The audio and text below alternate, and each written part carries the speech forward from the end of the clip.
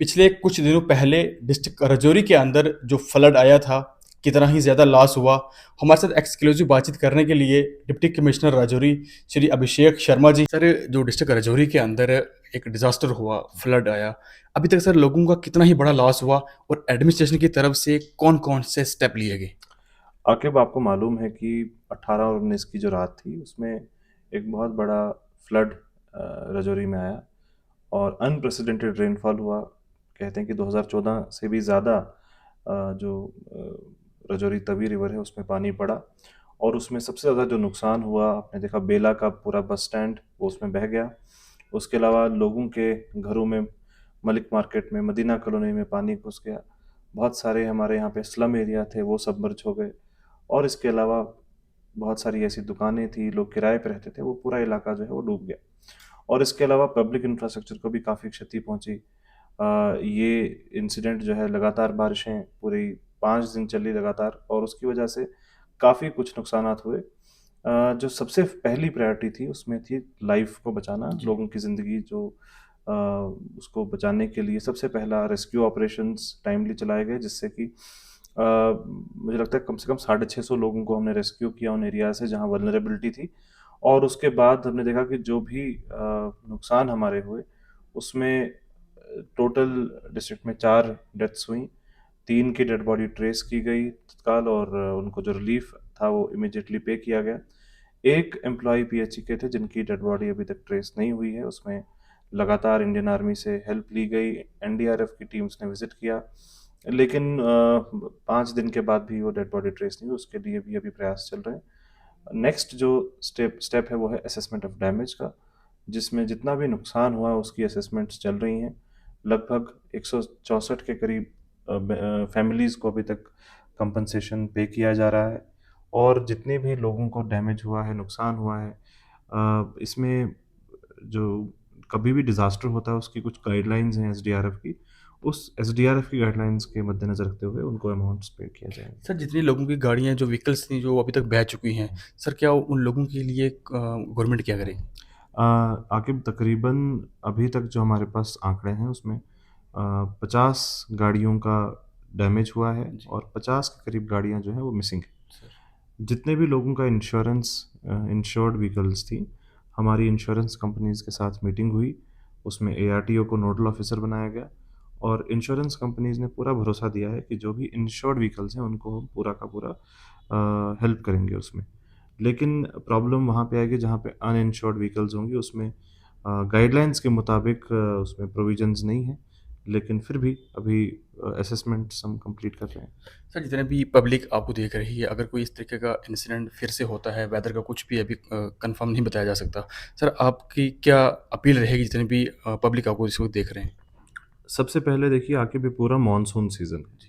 तो monsoon season में बारिश तो होगी ही होगी, लेकिन रेनफॉल की इंटेंसिटी कैसी होगी वो आईएमडी की प्रेडिक्शंस के हिसाब से और वेदर फोरकास्ट के हिसाब से पता चल जाता है। लेकिन हमने एक एडवाइजरी जारी की है, लगातार हम एडवाइजरीज जारी करते हैं कि जितने भी लो लाइंग एरियाज़ हैं, जैसे कि इस बार हमने 8 ऐसे स्पॉट्स आइडेंटिफाई किए थे जो लो लाइंग एरियाज़ हैं। दूसरा ये है कि जितने भी आपने देखा होगा कुछ केसेस में जो एरिया सेफ नहीं है कंस्ट्रक्शन के, लोगों ने वहाँ पे भी कंस्ट्रक्शंस की हैं। जी। और सिंगल स्टोरी कंस्ट्रक्शन भी नहीं है, मल्टी स्टोरी कंस्ट्रक्शंस हैं।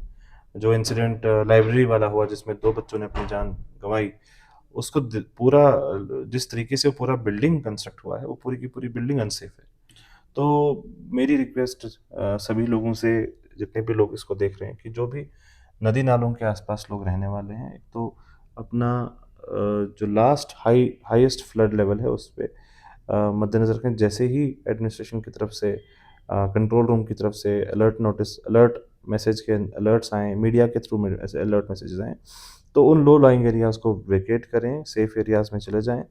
और दूसरी रिक्वेस्ट ये है कि अभी हम कुछ एडवाइजरीज भी जारी कर रहे हैं। आपने देखा होगा बेला का पूरा जी। एरिया हमने नो कंस्ट्रक्शन जोन डिक्लेयर कर दिया है कि कोई भी कंस्ट्रक्शन एक्टिविटी इन एरियाज़ में परमिटेड ना करें। और जब तक कि हम पूरा इसका एक सर्वे ना कर लें, फ्लड का मैपिंग ना कर लें, फ्लड की जोनिंग ना कर लें, तब तक हम लोगों से भी रिक्वेस्ट करेंगे कि इसमें कॉपरेट करें, ताकि हम ना सिर्फ लोगों की जानों को बचाएँ बल्कि जो इम्पोर्टेंट लोगों की सेविंग है, उनका जो मनी है उसको भी हम बचाएँ। सर एक आखिरी सवाल रहेगा, जब भी सर ये डिज़ास्टर हुआ, आप सर फुल नाइट जो है अपनी टीम के साथ जो है लोगों को देख रहे थे, पूरी सिचुएशन को जो है कंट्रोल कर रहे थे।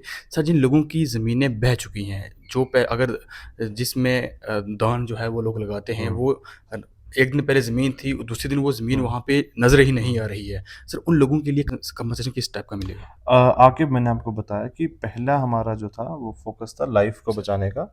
प्रॉपर्टी डैमेज की असेसमेंट्स चल रही हैं और जॉइंट टीम्स कॉन्स्टिट्यूटेड हैं। हमारे एडीडीसी साहब हैं नोडल ऑफ़िसर, वो पूरा इसको प्रोसेस को देख रहे हैं। अभी तक मैं ये कहूँगा कि जो डिसबर्समेंट ऑफ कंपनसेशन है वो फ़ास्टेस्ट है। बिल्कुल 3 दिनों में 164 फैमिलीज़ को कंपनसेशन डिसबर्स किया गया है। बहुत मेहनत की जा रही है एक-एक फ़ाइल को बनाने में, स्पॉट को विज़िट करने में, उसमें हर चीज़, कोई चीज़ छूट ना जाए, उसके लिए भी बड़ा केयरफुल रहना पड़ता है। लेकिन कोशिश हमारी यही है कि कोई फैमिली छूट ना जाए। सर आपने ऑपरेशन सिंदूर के टाइम एक अच्छा बेहतरीन सर आपने एक सरअंजाम काम किया डिस्ट्रिक्ट राजौरी के अंदर। लेकिन सर अभी जो डिज़ास्टर हुआ है पूरे आपका जो पूरा डिस्ट्रिक्ट है इसके अंदर अभी तक कितना लॉस हुआ होगा? आकिब, ऐसे कोई मतलब अमाउंट्स में लॉस को नहीं किया जा सकता, क्योंकि जब हम बात करते हैं जिन फैमिलीज़ का पूरा उनका रेंट पे थे, उनका पूरा जितना भी सामान था, वो एक-एक आइटम की लिस्ट जो है वो तैयार हो रही है। हम कोई भी चीज़ उसमें छोड़ नहीं रहे, लेकिन अगर हम डैमेज की बात करेंगे तो मेरे को लगता है कि जो पब्लिक इंफ्रास्ट्रक्चर को डैमेज हुआ है वो काफ़ी ज़्यादा डैमेज हुआ है। और उसके अलावा जो वल्नरेबिलिटी भी हमारी एक दिखी है कि जिस तरीके से हम लोग, चाहे वो गवर्नमेंट हो, चाहे वो पब्लिक हो, जिस तरीके से हम फ्लड प्लेन्स को एनक्रोच कर रहे हैं, वो भी चीज़ ठीक नहीं है। हमें ये ध्यान रखना पड़ेगा कि एनवायरमेंटल रेगुलेशंस को मद्देनज़र रखते हुए डेवलपमेंट हो। सर आपने बहुत सारे लोगों को सर जो है आपने एक सेंटर बना के रखा हुआ है जिन लोगों को वहाँ पे फ्री में खाना ओवरऑल लोगों की एक्टिविटीज़ को वॉच किया जाता है और लोगों को एक अच्छी सहूलत दी जा रही है। सर जो लोग अभी इस वक्त आपको देख रहे हैं अगर उनके घर उनको लगता है कि वो सेफ़ नहीं है, उन लोगों के लिए क्या मैसेज रहेगा? देखिए, घर को सेफ रखना ये हम सबकी ज़िम्मेदारी ही नहीं है, बल्कि ये एक हमारा फ़र्ज़ भी है। और साथ में ही जो कंस्ट्रक्शन की क्वालिटी है, उसको हम लोग बहुत सारे, जब हमने देखा, कल भी एक इंसिडेंट हुआ जिसमें एक पक्का घर गिर गया, उसमें एक लेडी की डेथ भी हो गई। वो घर पक्का था, तो बहुत बार ऐसा रहता है कि हम लोग जिस तरीके से घर बनाते हैं, उसमें जो हमारे इंजीनियर्स हैं या जो टेक्निकल लोग हैं, उनका इनपुट नहीं लेते।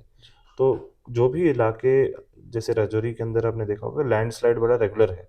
ये कोई आज की बात नहीं है, हमेशा लैंडस्लाइड्स होते हैं। लैंड इनफैक्ट सब सिंकिंग के केसेस, मंजाकोट, कोटली में लैंड सिंकिंग के केसेस हमने देखे हैं, क्योंकि कंस्ट्रक्शन एक्टिविटी लगातार चल रही है, रोड कंस्ट्रक्शन चल रहा है।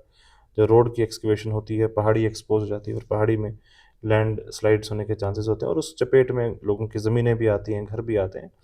तो बहुत सारी चीज़ें हमें मद्देनज़र रखनी पड़ेंगी। जब हम आगे बढ़ेंगे, मुझे लगता है कि अब हम उस स्टेज पे आ गए हैं जब हम डिज़ास्टर प्रिपेयर्डनेस और रेज़िलियंस की बात करते हैं, कि पहले हम लोग अमूमन मान के चलते थे कि घर लैंडस्लाइड होगा तो डैमेज होगा, लेकिन अब हम आगे बढ़ने की कोशिश करें कि लैंडस्लाइड कैसे रुक एडवांस में ही हम उस बिल्डिंग को वैसे बनाएँ जिससे वो डिज़ास्टर को झेले।